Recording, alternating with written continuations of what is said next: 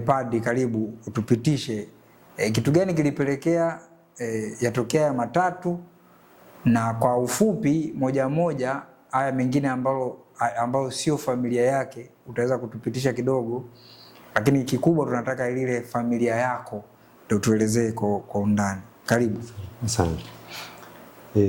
Mtakatifu Francisco wa Asizi tangu uongofu wake alitaka kuishi maisha ya kawaida, nasema simple life, alitaka ile simplicity. Na ilikuwa inagusa hasa swala zima la ufukara. Hakutaka utajiri, hakutaka ukubwa, alitaka udogo. Na hiyo ilikuwa ni changamoto. Alileta changamoto kubwa changamoto tena kwa ulimwengu wa wakati wake, ambao unataka kinyume chake, ukubwa, utajiri, mali na kadhalika. Yeye alitaka kuachana na hivyo vyote. Kwa hiyo ndio maana ya kusisitiza ufukara. Alikuwa hivyo. Walikuwa wanaishi maisha ya kawaida sana. Tangu hata kabla hajaondoka duniani tayari, kwa sababu ndani ya muda mfupi shirika lilijaa wafuasi maelfu, tofauti na mategemeo, tofauti kabisa na mategemeo. Kwa hivyo sasa kunapokuwa watu wengi tayari kunaanza kutokea tofauti za mitazamo. Kwa wengine wakaanza kusema pengine tusiishi hivi, pengine tuishi vile. Lakini hasa tunafahamu baada ya yeye Francisco sasa kuwa ameshaondoka, kunaanza kutokea hizo tofauti, hasa kwenye hilo eneo la ufukara. Tunaoishije ufukara? Tayari kumbuka tumesema Francisco anapovua nguo zake zote, askofu anamfunika kwa vazi lake.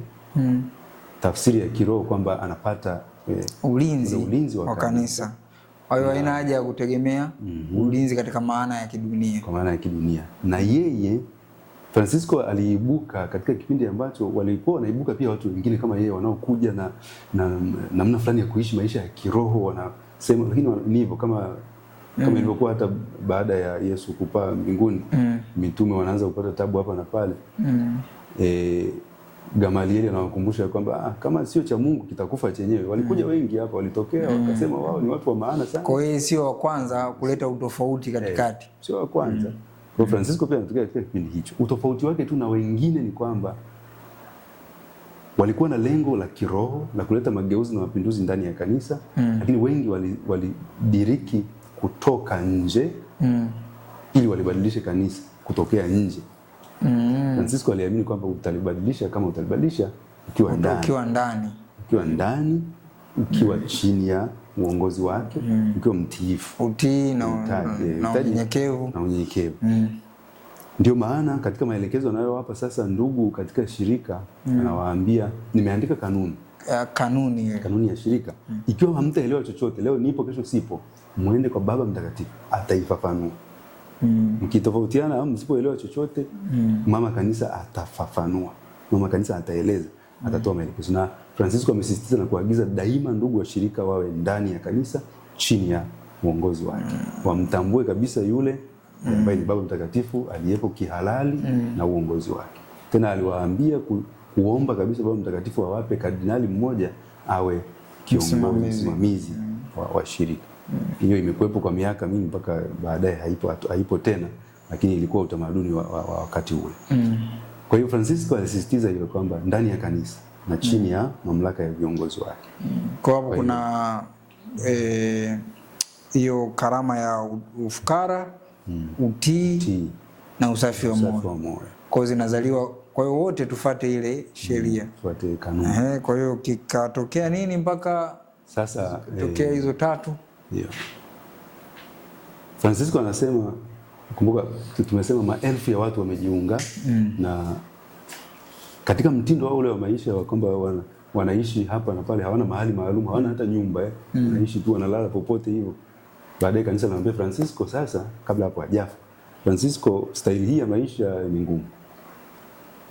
Na ni wapo wengi, idadi kubwa hivi ya watu ni changamoto, lakini pia umefanikiwa ndani ya muda mfupi kukusanya idadi kubwa hivi ya watu ambao wanapaswa walihudumie kanisa. Mnalihudumiaje mkiwa nyewe leo mpo hapa? Kwa hivyo ni muhimu wengine hata tayari pengine mapadri nini wakae mahali wahudumie parokia, wakae mahali wahudumie. Kuna mapadri pia waliingia, ndio yani kabla shirika lijawa vizuri, kuna mapadri walishavutiwa na yale maisha wakawafuata. Ndio baadaye mfano Antonio wa Padua alikuja akiwa padri tayari, akiwa padri wa jimbo au shirika la Agustino. Shirika la Agustino. Alitoka sawa. Kwa hiyo baada ya hapo Francisco anaomba sasa kanisa, sawa, mnataka nikae mahali lakini sisi hatumiliki. Kanisa linaambia sawa Francisco, hautamiliki. Nyumba yote utakayokupa ukae ni ya kanisa. Wewe kaa. Haumiliki. Kwa sema okay, hii inaeleweka. Kwa hiyo wanaanza kutulia maeneo. Hata yeye mwenyewe alikubali kukaa kwenye nyumba. Kwa maana tu kwa sababu tu ameshaambiwa hauimiliki, si mali yako. Mali ya kanisa wewe kaa. Kama si miliki hamna shida. Nitakaa. Kwa hiyo anakaa. Ndio maana hata leo ukienda Assisi pale ilipo basilika ile kanisa kuu la Mtakatifu Francisco alipozikwa mwili wake. Wapo ndugu mapadri wa shirika letu wa Francisco wa Conventuali, lakini ile ni mali ya Vatican. Ingawa ile tunaiita convent mama ya convent zetu zote duniani, ni nyumba mama ya shirika, lakini ni mali kwa bila kujali wewe ni mkapuchini, ndio wote wanarejea pale, ndio mama, kwa sababu ndipo alipozikwa baba. Kwa hiyo hatuna mahali pengine, lakini ni mali ya Vatican ya kanisa, kwa si mali ya shirika kwa maana ile. Lakini tunakaa na tunaishi maisha yetu. Kwa sababu hiyo Francisco alielewa hicho kwamba kanisa linatupa mali inazimiliki, kanisa linazimiliki. Sisi kama watumishi kwa ajili ya uinjilishaji. Sisi ni watumishi tusio na faida. Ndio. Tunafanya tu yale yanayotupasa, tunaondoka. Basi baadaye ameondoka, kunatokea utofauti katika hilo. Wengine wanasema alisema tusimiliki chochote. Hata kukaa kwenye, kwa sababu ukienda Assisi ile convent ni jumba kubwa mno. Ni kubwa mno. Kwa hiyo ile convent kubwa mno. Kwa hiyo kuna baadhi ya ndugu wanaanza kusema hatupaswi kukaa kwenye madude makubwa hivi. Wanatafsiri ufukara. Huu ni ufahari. Huu ni ufahari sana. Hatupaswi kukaa kwenye convent kubwa. Hapo wanaanza kuwaita wengine, ninyi mnaopenda kukaa kwenye convent wa conventual. Kwa kuna watu walitoka na walitoka kabisa kwenye ile nyumba wakaenda mtaani. Kaenda kukaa mapangoni. Uko wapi, milimani pengine. Wakaishi yale maisha ambayo walikuwa wakisema sisi tunaofuata kanuni. Walikuwa na majina mengi kwa sababu halikutoka kundi moja, lilitoka kundi likagawanyika tena na hao wakagawanyika tena. Kwa sasa hivi watu walioondoka na hiyo idea wanaitweje? Sasa yaliondoka makundi yakaendelea kugawanyika, yakawa mengi mpaka nafika wakati Baba Mtakatifu anasema sasa inatosha hii migawanyiko. Tayari tuna wale mliowaita wa conventual, wao wanaopenda kukaa kwenye convent wakaitwa wa conventual, ndio akina sisi. Ndio ninyi wengine mnasema ninyi mnafuata kanuni, observance, wanafuata kanuni, washika kanuni, wanaitwa observance. Hivyo vikundi vidogo vyote baadaye kaambia jiungeni wote mfuata kanuni. Ndio mfuata kanuni, mtaitwa hivyo. Walikuwa tayari wanajiita observance. Ambao kutoka kwa hao baadaye pia wanatoka wengine wanaojiita wakapuchini. Kupitia hao kutokea hilo kundi la wafuata kanuni. Kwa wakapuchini wamezaliwa sema ndio watoto wadogo wa mwisho ambao wao walitoka na nini? Kitu gani kiliwatoa? Walitaka kuishi hivyo. Huwa inarudi hapo kwenye kutaka kuishi vizuri zaidi, ile kanuni ya kwanza, maisha halisi ya mwanzo. Tunaenda na kama wengine wanaona kama tumeiacha, hatuifuati. Kwa hiyo tunataka kurudi kwenye asili. Lakini mwisho wa siku nao wana convent, wana nyumba. Sasa ndio mwisho wa siku au wakapuchini. Mwisho wa siku wote tunafanana. Leo alikuwa anachekesha mmoja akisema tunafanana tu wote. Kwa hiyo sisi wa conventual, wale wakapuchini na hawa ambao waliitwa ndugu wadogo observance, wafuata kanuni, baadaye waliondoa hicho cha mbele wakabaki na jina la asili sasa. OFM. OFM. Kwamba Order of Friars Minor. Ndugu wadogo ambao ndio jina la asili ndugu wadogo wakati alipoanzisha Mtakatifu Francis. Sema mbele lazima kuwe na ako kwa tofauti. Sasa baada ya hizo tofauti mbele kumeongezeka kitu, lakini asili ni hiyo. Kwa hiyo lakini baadaye tumeendelea. Maisha yameendelea na tofauti za hapa na pale, lakini utume unaendelea. Ni historia nzuri ya mashirika haya. Siwezi kusema mashirika, ni shirika moja lakini familia. Familia tatu. Familia ya Wakonventuali wanaokaa kwenye conventi na familia ya Wakapuchini.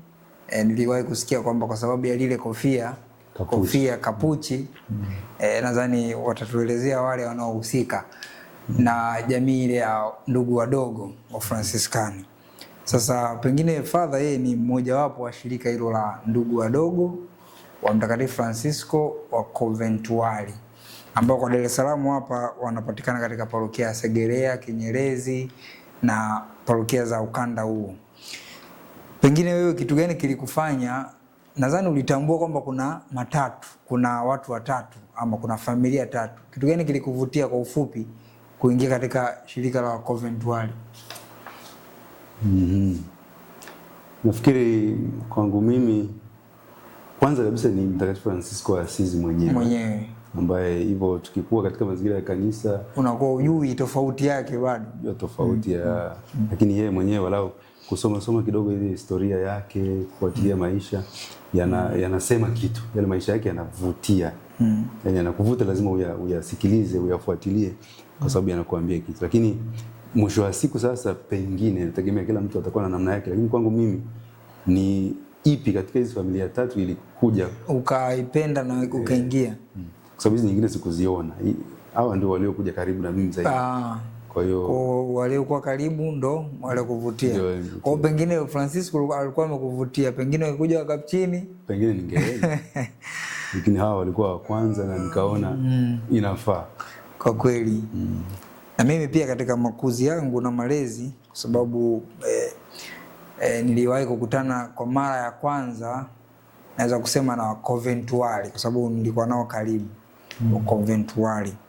Kumbe yule mtu ambaye karibu ndio aliyekuvutia.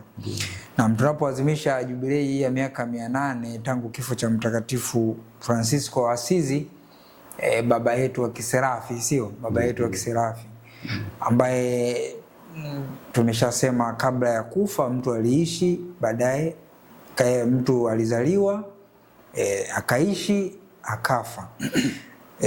Mwanzoni Mtakatifu Francisco wa Asizi katika utume wake aliweza kuleta athari mbalimbali katika makuzi ya kanisa, na ningependa tuangazie mada mbalimbali ambazo tutatafakari tunapoadhimisha jubilei ya miaka 800 tangu kifo cha baba yetu wa kiserafi Mtakatifu Francisco wa Asizi.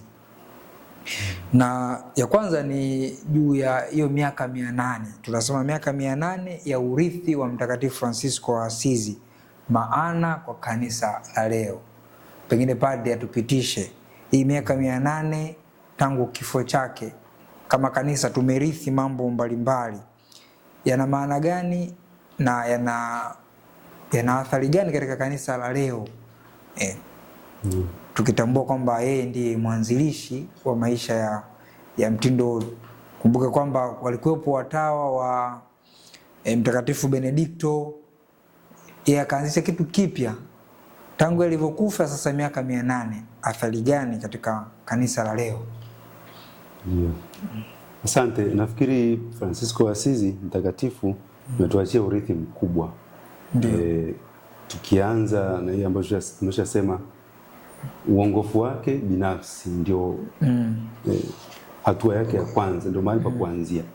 Uongofu binafsi ambao unaenda kusababisha uongofu wa watu wengine.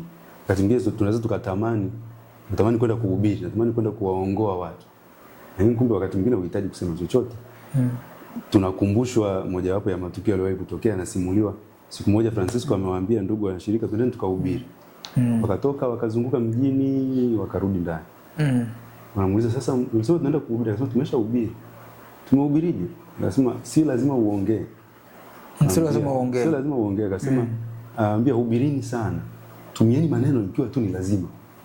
Kwa maana maisha yenyewe, yani unapita watu wanakuangalia, watu wanakusoma, watu kama kuna kitu maisha yanasema, watu wataona. Sio lazima uongee. Sio lazima uongee. Kwa hiyo tuna na hicho. Lakini pia nimesema Francisco mwana mapinduzi aliyelenga kuleta mabadiliko si tu katika jamii lakini hata ndani ya kanisa. Na hii kwa namna iliyo sahihi.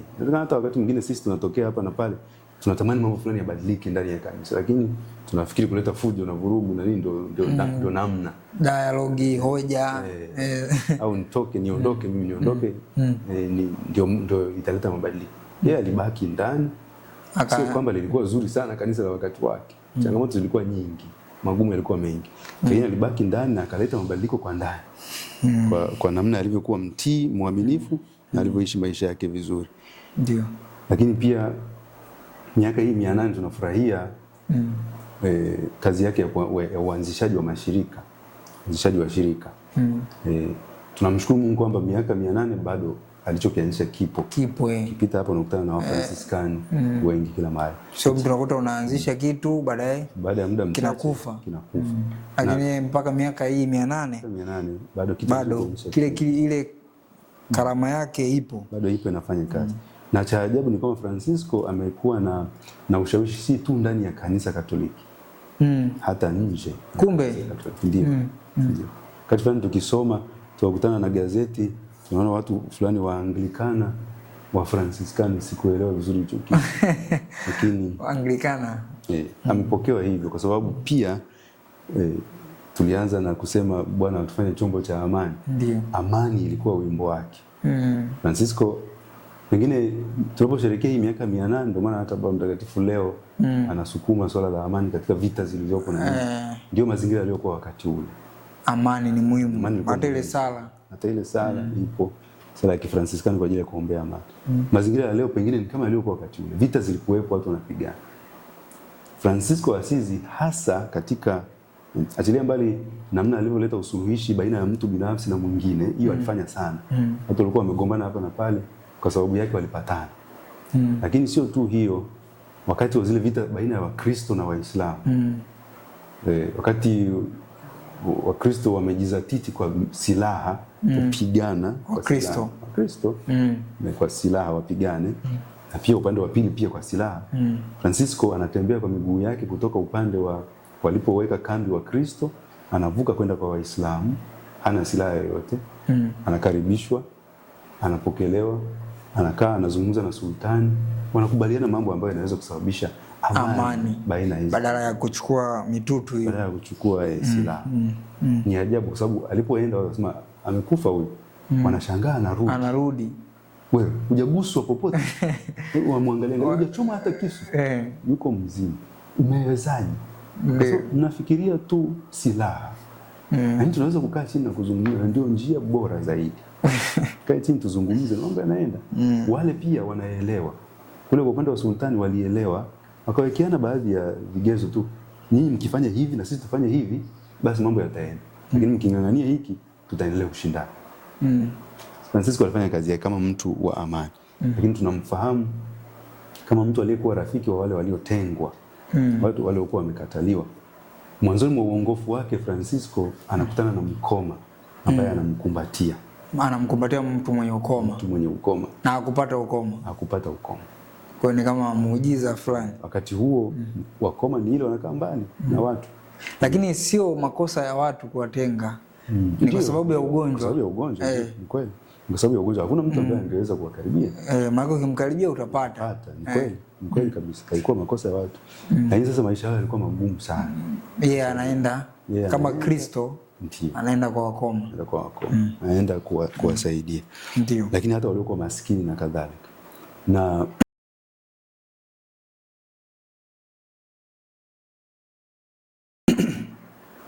kitu kingine kikubwa ambacho pengine ni urithi tulioachiwa na Francisco wa Asizi mtakatifu mpaka leo ni ule upenzi wake kwa hii dunia.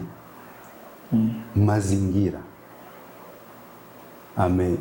Hata wimbo wake ule tuliosherehekea mwaka jana, anaita viumbe vyote vimsifu Mungu. Anatambua ule ukaribu wake na hii dunia na viumbe vingine, ule undugu uliopo baina ya viumbe vyote, sio tu binadamu na binadamu. Maanake ndugu tunaweza tukawa na uhusiano na viumbe. Uhusiano na viumbe. Ndio maana hapa na pale masimulizi ya namna alivyokuwa akiwahubiria ndege kwa mfano, wanakaa pale wanamsikiliza. Ndege walikuwa wanamsikiliza. Ni story au ni ukweli? Ni masimulizi yaliyopo. Lakini kwa sababu yameandikwa kwenye vitabu vile vya masimulizi ya maisha yake. Ni mambo ya ajabu yanayotokea kwa watakatifu yapo, lakini namna hasa alivyoipenda hii dunia na mwisho wa siku namna ambavyo Francisco anakiangalia kifo Kikristo. Kifo anaita kifo dada mauti. Dada mauti. Na maanake kifo, wengi wetu tunaogopa kifo. Ndio. Tunaona kifo kama kinatisha. Sasa yeye anaamua kukiita dada, maanake anakifananisha na ndugu yake. Kwa hakuna haja ya kuogopa tena. Haja kuogopa kifo. Na tunakumbushwa juu ya zile dakika za mwisho kabla ya kifo chake, ambacho hasa ndio tunacholazimisha mwaka huu, namna alivyokuwa anafanya hata mzaha kidogo na kifo chenyewe, kwa sababu anapokaribia kufa anawaambia ndugu kwanza wamtoe alipokuwa San Damiano, wampeleke kwenye kikanisa cha Bikira Maria Malkia wa Malaika, ambako alipapenda sana. Inapatikana wapi kwa sasa? Ni huko maeneo ya Asizi. Okay. Toka juu Asizi unashuka chini. Yuko kwenye kanisa hilo. Lakini anatoa pia maagizo katika kuhubiri kwake na kutembea hapa na pale. Akiwa Roma wakati fulani alikutana na mama mmoja Mkristo. Of course alikuwa Mkristo baada ya kuhubiriwa na yeye. Na akawa mcha Mungu kweli kweli. Kwa hiyo alikuwa pia mtu mwenye uwezo. Alikuwa pia akiwasaidia. Kwa hiyo hapa akaandika barua kabla ya kifo chake, mpelekeeni huyu mama, alikuwa anaitwa Jacoba, mwambie mimi naona naondoka, kama anaweza afike, lakini pia aniletee kitambaa kama sanda itakayotumika kwa ajili ya mwili wangu ya gunia, na pia kuna vyakula vitamu alivyovifahamu kule Roma. Akamwambia aniletee pia na hivi. Yani lazima mtu anayefikiria kifo chake ameshajua kwamba anakufa. Lakini hana alijiandaa kwa kifo chema. Na haogopi, anazungumzia hata aletewe vitu vitamu vyakula na nini, yani hana shida. Kwa hiyo namna ile ya kutazama kifo Kikristo kama safari ya kutoka kwenye maisha haya kuingia kwenye maisha sio mwisho. Ndio maana tunasema ni Pasaka yake. Kule kupitishwa, kuvushwa kutoka maisha haya kuingia kwenye maisha ya milele.